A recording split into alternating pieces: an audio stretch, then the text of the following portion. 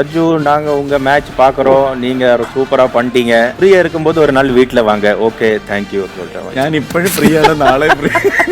ഞാൻ 5ാം വയസ്സിൽ ആഗ്രഹിച്ച ഒരു കാര്യമുണ്ട്, എനിക്ക് രജനീകാന്ത് സാറിന്റെ വീട്ടിൽ പോകണം. 5ാം വയസ്സിൽ ആഗ്രഹിച്ചെന്ന് എൻ്റെ അമ്മയും അച്ഛനും പറയുന്നുണ്ട്. അന്ന് നമ്മുടെ പടയപ്പ ഭാഷ ചിലപ്പോൾ ആ സിനിമയൊക്കെ ഇറങ്ങുമ്പോഴൊക്കെ ഞാൻ ടീഷർട്ടൊക്കെ ഇങ്ങനെ സ്റ്റൈലിലൊക്കെ നടന്ന് വീട്ടിലൊക്കെ ഡാഡിയൊക്കെ ഇരുന്ന് പറയും, ഇങ്ങനെ ഡയലോഗൊക്കെ പറയും, അങ്ങനെ ഇങ്ങനെയൊക്കെ പറയും. അപ്പോൾ ഒരു ദിവസം ഞങ്ങൾ ഡൽഹി ആയിരുന്നല്ലോ, അപ്പോൾ ഡൽഹിയിൽ നിന്ന് ട്രിവാൻഡ്രം എത്തണമെങ്കിൽ ഞങ്ങൾ ചെന്നൈയിൽ ഇറങ്ങിയിട്ട് ചെന്നൈയിൽ നിന്ന് ബൈ റോഡാണ് ട്രിവാൻഡ്രം വരുന്നത്.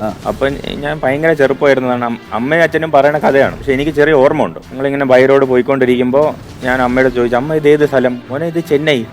എനിക്ക് രജനീകാന്ത് സാറിന്റെ വീട്ടിൽ ഇപ്പൊ പോകണം എന്നൊക്കെ പറഞ്ഞ് ഭയങ്കര ബഹളം കാണിച്ചു. അപ്പോൾ അച്ഛൻ പറഞ്ഞു, നീ എന്നെ ഇപ്പൊ പോയ അവിടെ കയറ്റത്തൊന്നുമില്ല, നീ വലുതാകുമ്പോൾ ഒരു ദിവസം ഒറ്റയ്ക്ക് പൊക്കോന്ന് പറഞ്ഞു. ഞാൻ പറഞ്ഞു, ഒരു ദിവസം പോകും എന്നൊക്കെ പറഞ്ഞിട്ട് ഇന്ന് എങ്ങനെയാണെന്ന് അറിഞ്ഞൂടാ, മനസ്സിൻ്റെ അകത്ത് ഇങ്ങനെ ഒരു സംഭവം ആഗ്രഹം ഇങ്ങനെ വെച്ച് പിന്നെ കുറച്ച് കളിച്ച് ഇന്ത്യയെ കളിച്ചപ്പോൾ എനിക്ക് തോന്നി ഇനി പോവാന്നൊക്കെ പറഞ്ഞ് ചെന്നൈയിൽ കുറെ മാച്ച് ഉണ്ടാവും. അപ്പൊ ഞാൻ അവിടെ എന്റെ കുറെ ഫ്രണ്ട്സ് ഉണ്ട്, അപ്പൊ അവർത്തൊക്കെ പറയും, മൂവി ഫ്രണ്ട്സ് ഒക്കെ തന്നെ ഉണ്ട്, അവർക്ക് പറയും രജനി സാർ ഫ്രീ ആണോ, എനിക്ക് കാണണം എന്ന് പറയേണ്ടി വരും. അവര് എല്ലാം നമുക്ക് മീറ്റിംഗ് അറേഞ്ച് ആയി, നാളെ ചെന്നൈ വന്നോ, അങ്ങനെ ഇങ്ങനെ എന്നൊക്കെ പറഞ്ഞ് പലതും നടക്കാതെ പോകും. എന്റെ അമ്മ അവസാനം ഞാൻ പറഞ്ഞു, എനിക്ക് കാണണ്ട, എനിക്ക് ഈ കളി ഞാൻ ഇത്രയും പാടുപെട്ടിട്ട് നടക്കുന്നില്ല, എനിക്ക് ശരി വേണ്ട എന്ന് പറഞ്ഞ് ഇങ്ങനെ നിൽക്കുകയായിരുന്നു. അപ്പോഴാണ് നമ്മുടെ രാജസ്ഥാൻ റോയൽസ് ടീം, ഞാൻ ക്യാപ്റ്റൻ ചെയ്ത ടീം IPL ഫൈനൽ എത്തിയത്. ഫൈനൽ നാളെയാണ്. ഫൈനലിന്റെ തലേ ദിവസം നമ്മുടെ മാനേജർ, നമ്മുടെ ആളുണ്ടല്ലോ, ഇക്ലാസ് നാഹ് എന്നാണ് കേട്ടോ എന്റെ മാനേജറിന്റെ പേര്. ആ പേര് എനിക്ക് ഇടയ്ക്ക് ആവശ്യമുണ്ട്. പേരെന്ന് പറയോ? ഇക്ലാസ് നാഹ. ഇക്ലാസിനോട് 1-2 കാര്യങ്ങൾ ചോദിക്കാനുണ്ട്. ഇപ്പൊ തന്നെ ചോദിക്കുക ഇക്ലാസ്, ഇതൊന്ന് കഴിഞ്ഞോട്ടെ. ആയിക്കോട്ടെ. അപ്പൊ ഞാൻ പറഞ്ഞെന്ന് വെച്ചാൽ ഇക്ലാസ് പെട്ടെന്ന് ഫോൺ കൊണ്ടുവന്നു, പറഞ്ഞു ആര്? രജനി സാർ വിളിക്കണമെന്ന്. ഞാൻ പോടേ,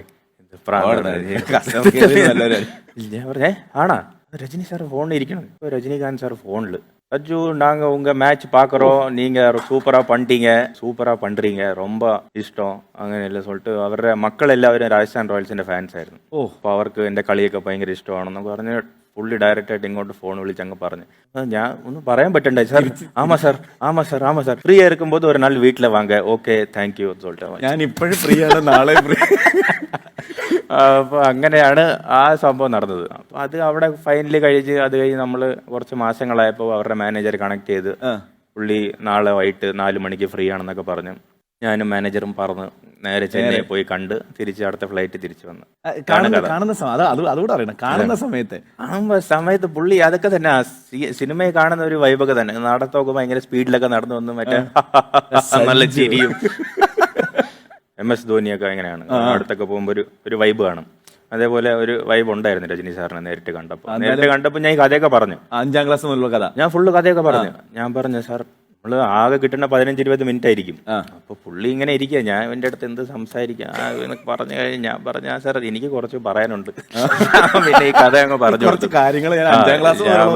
ഇതൊരു ചെറിയൊരു മീറ്റിംഗ് മാത്രമല്ല, ഇത് 20 വർഷം മുമ്പ് 20 വർഷം മുമ്പ് നടന്നൊരു സ്വപ്നം ഇന്നിവിടെ റിയാലിറ്റി ആവുകയാണെന്നൊക്കെ പറഞ്ഞ് ഈ ഫുള്ള് കഥയൊക്കെ പറഞ്ഞു കൊടുത്തു. അപ്പടിയാ എന്നൊക്കെ പറഞ്ഞു പുള്ളി ചിരി.